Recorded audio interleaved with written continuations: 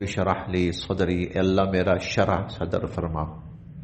शरह सदर किसे कहते हैं? शरह सदर कहते हैं किसी चीज के बारे में आदमी का कॉन्सेप्ट इतना क्लियर हो, इतना वाज़ेह हो और वो उस पर इतना पुख्ता हो कि पूरी दुनिया भी अगर मुखालिफ हो जाए तो वो अपनी उस बात पर और अपने यकीन पर कायम रहे।